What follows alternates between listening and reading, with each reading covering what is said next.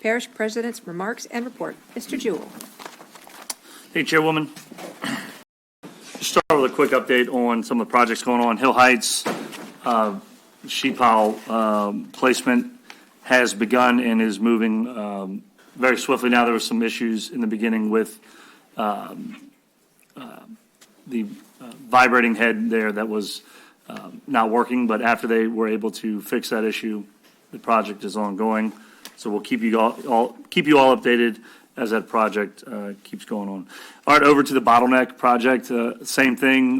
They have not had any delays, so they've been moving very swiftly to widen the canal as well as put sheet piling in that will take the bottleneck out. If you've read the newspaper, you'll see that we have the Destrehan 2 pump station project being advertised right now, so that will be coming to the council shortly. All these projects are designed to obviously to make a drainage improvement, but the debottleneck here is especially designed to allow more water to flow to that pump station, and in the pump station project itself will allow the pump station to handle more water. You have 348s and 272-inch pumps at that station, and those 72-inch pumps a lot of times cannot get enough water consistently to run for any long period of time. So this will help that project. So kind of just a symbiotic relationship with these two projects that these two projects have. And obviously the Hill Heights drive. The Hill Heights was an emergency repair. The sheet pile that the parish put in over a decade ago was kind of laying over. So we want to keep that canal open. Over to the East Bank C plant cleaning and filter cleaning. And West Bank filter cleaning.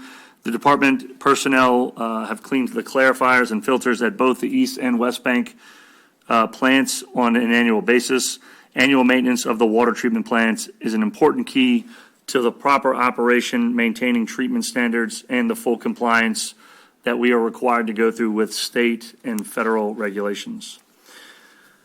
Going over to Veterans Memorial Plaza, we held the ribbon cutting last week. It was a huge success. We had over 300 people in attendance, and we even had someone who was in from Biloxi to come to this event. So a great tribute to our veterans and their families. I want to thank the council again for their support on this project. It meant a lot to every single veteran and their families last week, and it means a lot to all of the residents of St. Charles Parish to have a place where they can honor their veterans. So we're going to play a video real quick. This we actually are in the robotics field now. We have a robotic. Go ahead and play it. I'll let them see it. Saying that's not moving. The future is here. The future's here, y'all.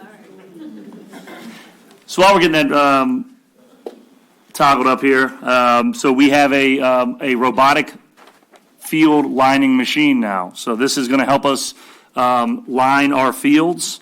Right now it takes on average 2 employees about 4 hours and about 5 gallons of paint to complete one field. The turf tank, as this is called right now, can do that same job in about 20 minutes, and it will use approximately half the amount of paint. The turf tank costs about $11,500, and we're going to save just that during the first year of operation. And just depending on what we use now, we could save up to $15,000 in paint costs per year alone, and will also save us a tremendous amount of time not having to have multiple employees spending all day lining fields, but rather just one employee who can bring the turf tank around to all of our fields and get it done. So let's full screen it here and see if we can get that to run. What's that?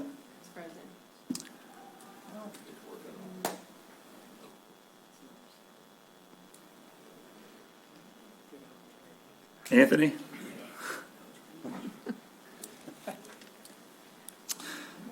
I'll just go ahead and hit sales tax revenue while we're waiting for that, just to keep the meeting moving.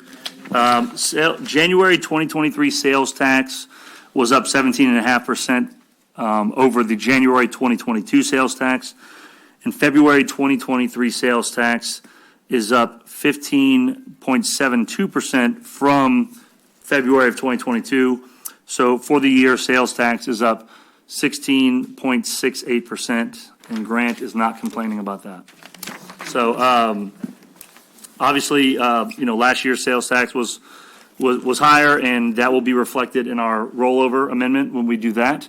And we are going to keep an eye on the sales tax. Again, we're going to attribute this to our Take Care of Business campaign that we did in November of 2020. Let's see if we can get that to work.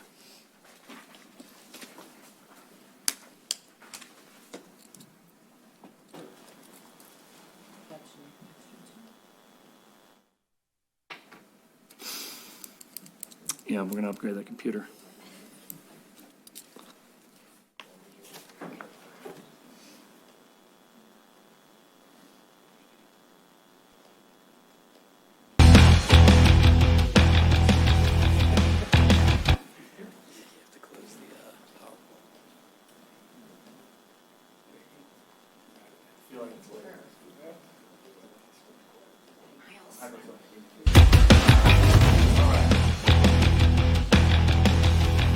The future is here.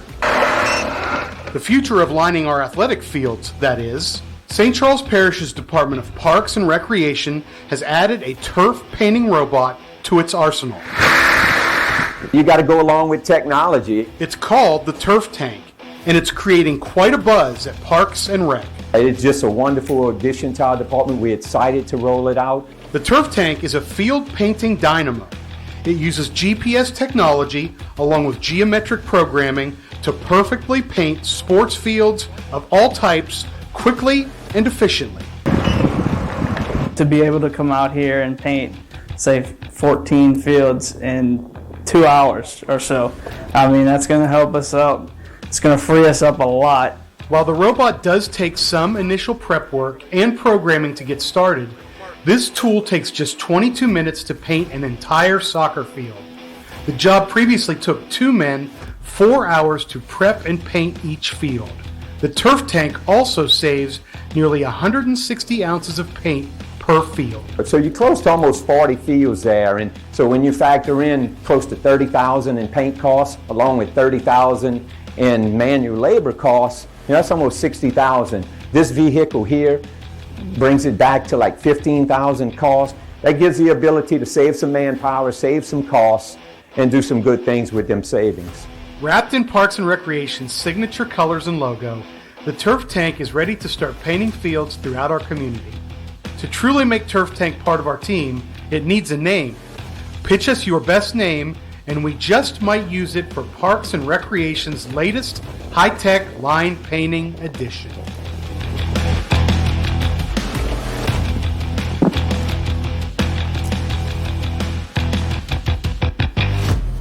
So we're going to have a naming contest for it. We're going to try to figure out the best name. I think one of the universities who uses this calls it Frank the Tank, which is funny, but we're not going to copy off of them. So it's called the Turf Tank. I have some pictures on my phone of a field that our employees lined, where we're in a rush. We got to go out there. We got to get a field lined real quickly, and we let the Turf Tank go over it. And it's amazing to see our lines and the Turf Tank's lines, which are very, very straight. And I think the beautiful thing about this is that we can program it to really do anything. So t-ball, baseball, football, soccer, anything that you would play on a field, and you can even paint logos with it. I think there's obviously some stipulations there, but we'll be able to maybe paint our logo out on a field, or if a company with a rather easy logo wants to sponsor a field for a tournament, we'll be able to do that. We're going to see if Valero can fit in there. We'll work that out. But it's a pretty cool machine. Again, you saw Brandon in there. All he has is that iPad basically. They set out kind of a base station for it, and he hits go, and that thing will line them all up. So I do want to reiterate, the robot is not replacing any human labor. We're not letting anybody go. We still need people to work for our Parks and Rec department. It's going to just free those folks up to do some other work that we know needs to be done across all of our parks. And that concludes my report.